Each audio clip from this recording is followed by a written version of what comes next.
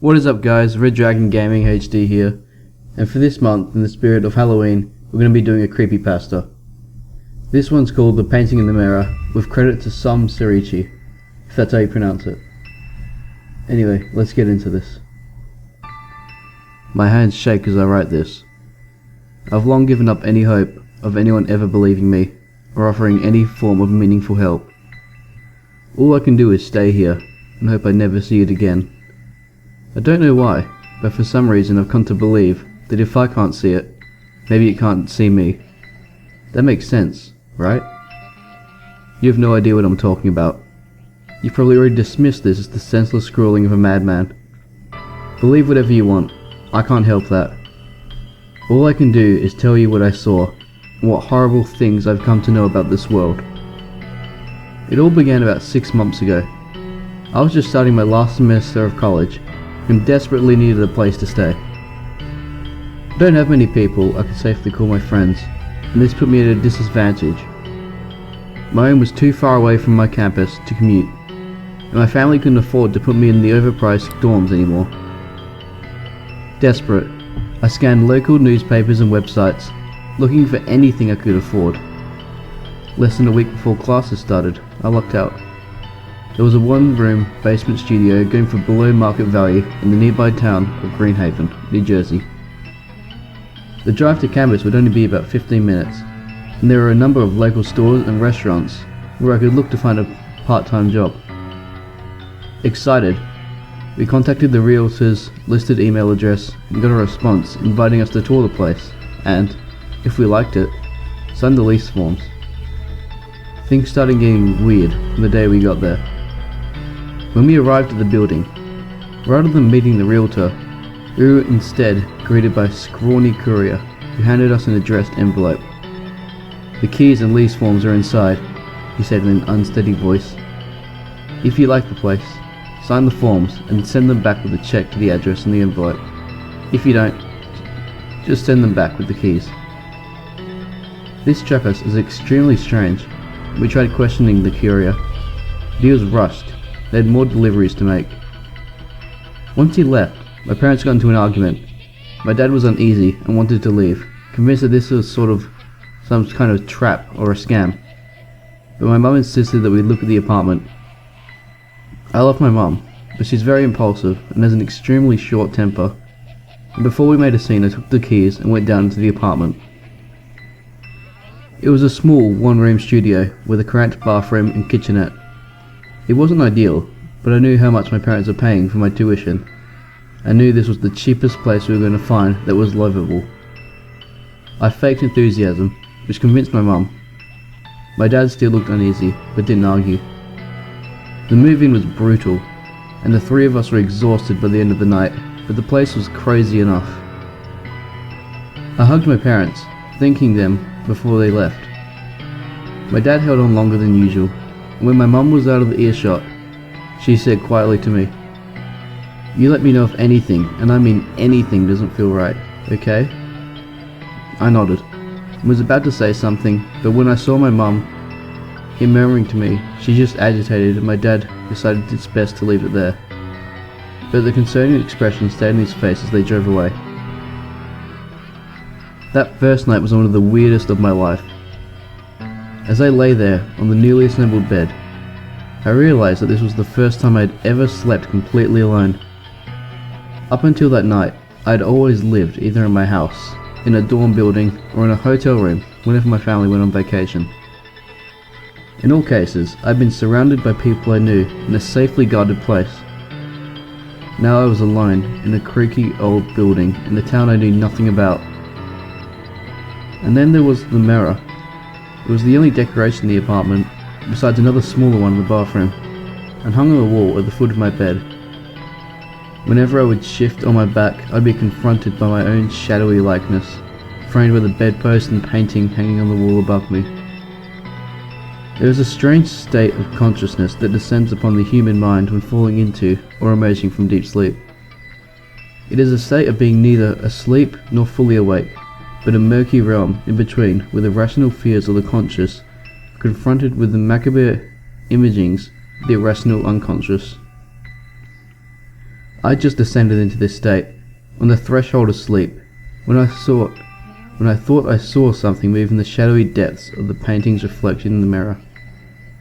I tried to make out what it was, but my exhaustion caught up to me, and in seconds I was asleep.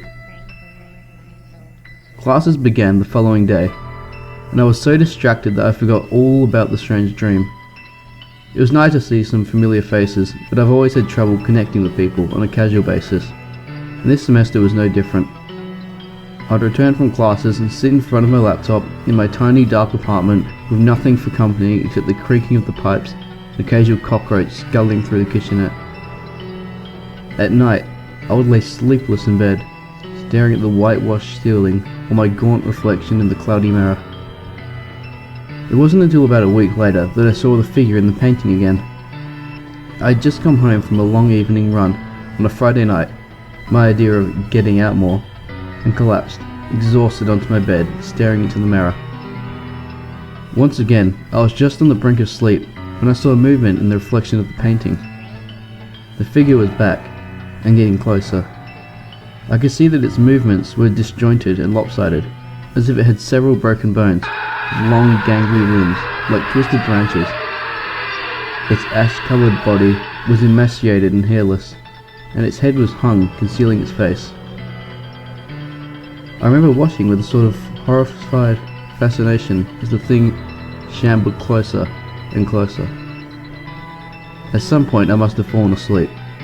That seems completely unbelievable to me now, and I don't remember anything else from that night. Only that when I woke, a weak green morning light was filtering through the apartment's tiny windows. My throat felt like it was full of sandpaper.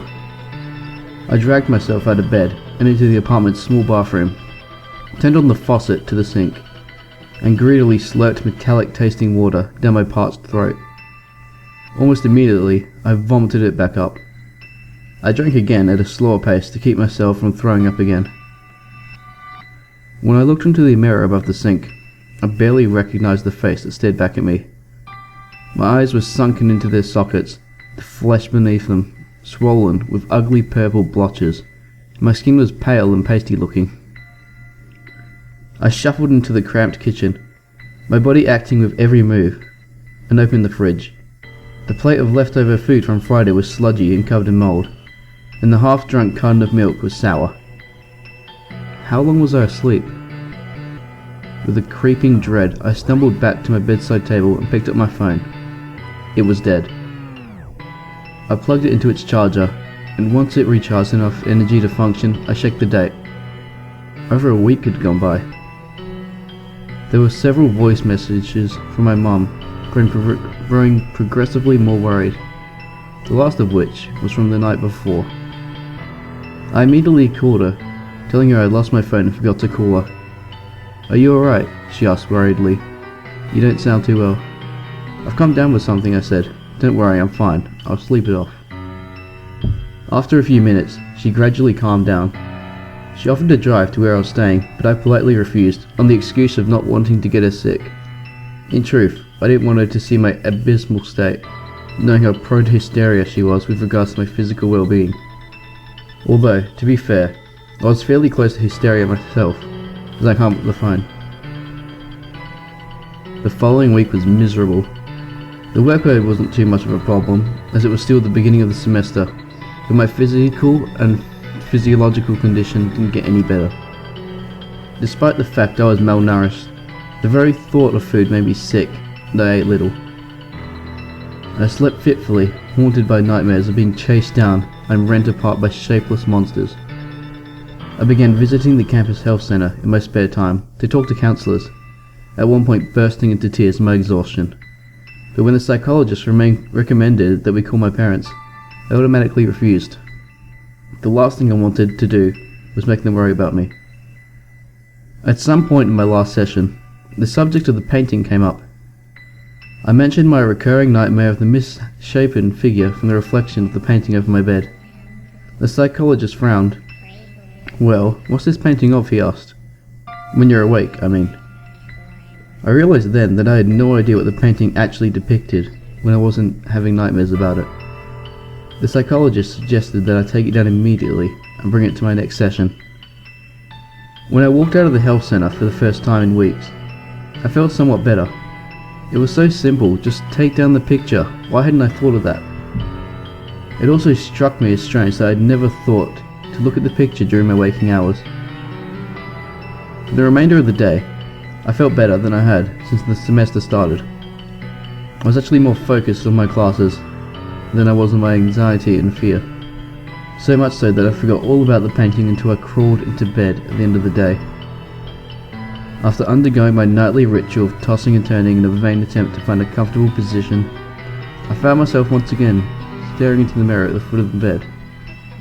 Naturally, my eyes drifted to the painting suspended over my head, trying to make out what it depicted. I squinted, trying to identify the vague shapes, then finally realized how stupid I was being. I sat up and twisted around in bed to look at the wall behind me.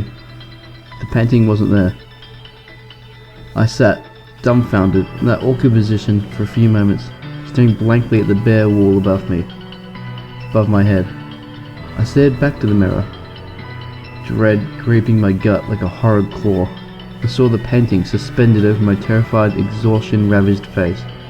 Back to the wall, blank whitewash. I think this is the point where the last of my sanity left me, because when I turned back to the mirror, the creature's upper body filled the picture frame. I watched with a sort of horrified fascination as it stalked closer, as if, like myself in a horror film, willed myself to move but my body wouldn't respond, as if the nerves connecting to my brain, to my body, had been severed. I was a sack of meat, waiting for the thing in the painting to come and tear me apart. The thing dragged itself closer until its head and shoulders dominated the painting. Two spindly, claw-like hands reached up and clutched the bottom of the frame, and I realized with horror that the claws were gripped around the outside of the frame. Then it lifted its hideous head, which was covered with sores, seeping black pus, and stared straight out of the frame. And I saw its face. Oh my god, I saw its face. Or what was left of it. The skin was cracked and peeling like an old paint. The mouth, nothing more than a jagged bloody line, and its eyes, oh my god, it had no eyes. Just black sockets, with rivulets of blood running down its bony cheeks, like little black rivers. But it saw me. It saw me. Perhaps it was the trauma of that abhorrent sight that broke my paralysis. I scrambled up to get out of the bed, but it was too late. The hands lashed out, the clawed fingers sinking themselves into the soft flesh between my neck and shoulders. I tried to scream but only managed to choke shriek as I was dragged headfirst into the painting. I don't entirely remember what happened to me next. Maybe that's for the better. My memories of the horrible interlude between that dreadful night and whenever I awoke, weak, shivering, and slick with sweat and blood, on the floor of that horrible-like apartment to the sound of police kicking down the door. Only two images came back to me.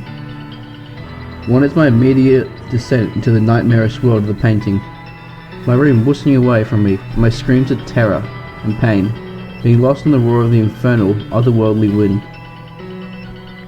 The other is the faces. I could see them swirling in the dark, the spectral remains of what were once perhaps people, but now nothing more than wailing wraiths, churning forever in a vile storm of horror and torment. Whether they saw me, or were even capable of sight, I don't know. Perhaps I was just another screaming spirit, being dragged through the storm with them, borne upon hellish winds to whatever damnation awaited me.